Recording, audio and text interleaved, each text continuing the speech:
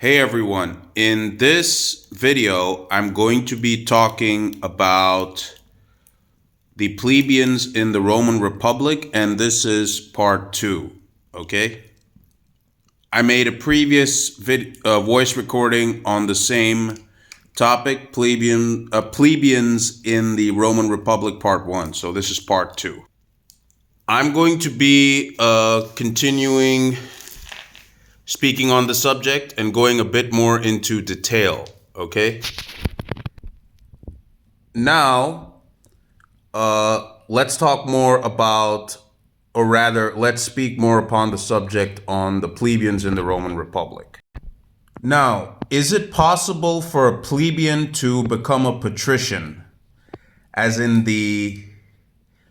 short, become part of the rich and the wealthy, living in these luxurious villas, having access to what the best Rome has to offer? Anything. The best that Rome can offer. Yes, it is possible. Let's just say you're a plebeian without any military experience. You haven't been in... Look, the easiest way to make it into the patrician lifestyle in the Roman Republic is to join the Roman legion. You know, either of them, and just become a high commanding officer. Either in the Red, general Roman military or navy, in Caesar's Blue Legion, you know, or in Caesar's navy, or become a Praetorian Guard, you know, especially if you're a high-ranking commanding officer of the Praetorian Guard. This is the most simple way, the most doable way to get there, to the patrician lifestyle in the Roman Republic, okay? Another way to do it, now, let's just say you don't have any, because look, the Roman Republic has a professional military. Nobody can force you to join the legions, and you cannot force yourself even to join the legions. It's voluntary, and only if you have been selected by the recruiter and stuff like that, okay? So yes, that's to explain that. Now, let's just say you don't want to join the Roman military in any of its entities. Can you still make it to the patrician villa, the lifestyle? Yes. There's 3 ways. Either you become a good professional gladiator that, you know, has accumulated a lot of wealth by these in these matches in the arena, either in the amphitheater or in the Colosseum. Okay, you've made your wealth through this. Or you could also be a chariot racer, a professional chariot racer in the hippodrome, and make your wealth off of that. Now, you can also do all 2. You could also be a professional gladiator. You could also be a professional chariot racer. But that is your own individual achievement. Like the more successful you are in these 2 Roman games or sports, if you want to call them, then yes, you can make it to that patrician lifestyle. Now, like I said this before in a previous voice recording, the most elite of the elite patricians are all of these. They're also high-ranking Roman military officers, and they've also made it somewhere either as a professional gladiator or a professional chariot racer.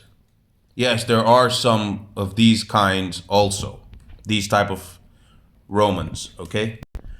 Now remember, when you're a Roman, you're part of the Roman Republic, you're not human.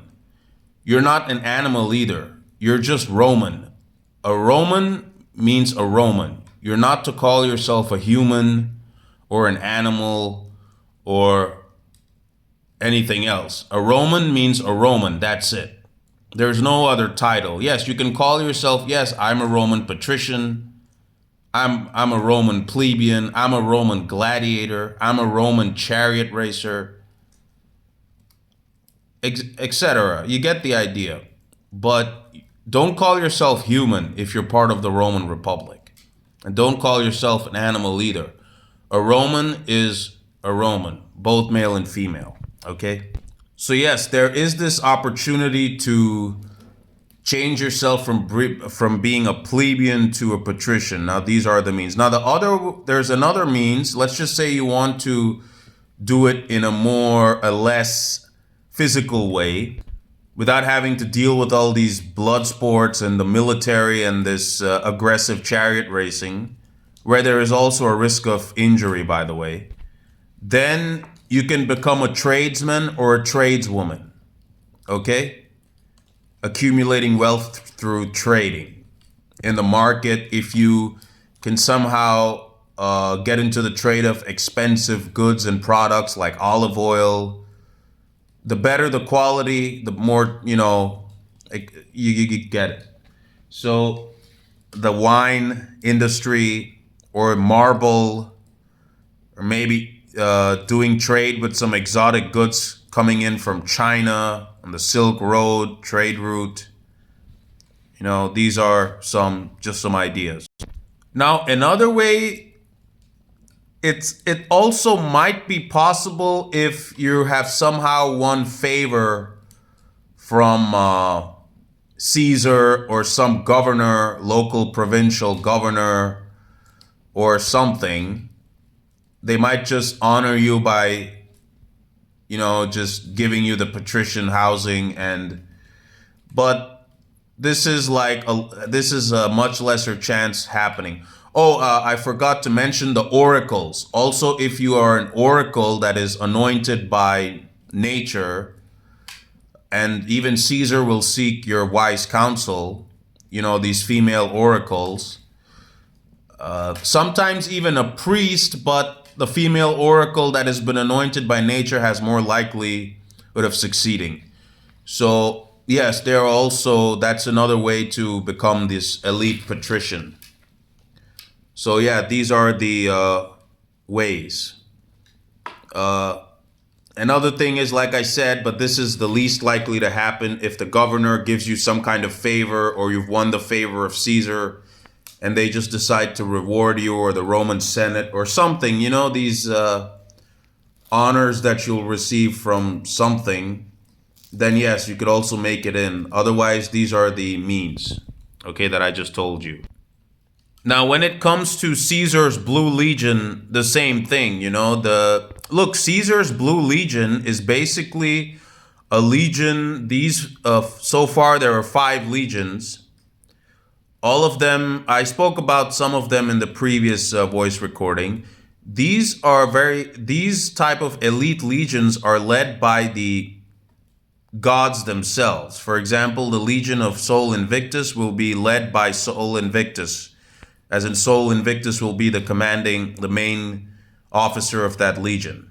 Okay, let's say the Blue Legion of Mars, Caesar's Legion of Mars, will be led by the god Mars himself. Okay, will be the commanding officer of that legion. Okay, in the physical form. I'm not talking about spiritually. The gods will actually come and lead these legions. That's why they're considered the elite. The same thing with the Praetorian Guard.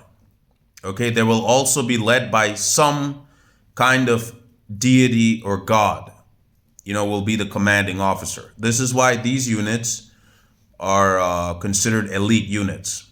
Okay, so that's also to clarify that part of this whole system, or whatever you want to call it.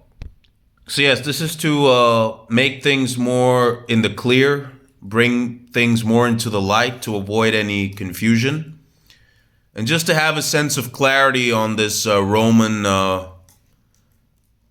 these Romans' way of life or whatever. Okay, so that's all I have in this voice recording. And I'll make a third one on the plebeians, because look, it is an important topic. You cannot neglect this. This part of Roman way of life. They're very important. and I'll speak about this in part 3. That's all I have in this video. I'll see you people in upcoming videos. You can check out some links in the description box below if you're interested.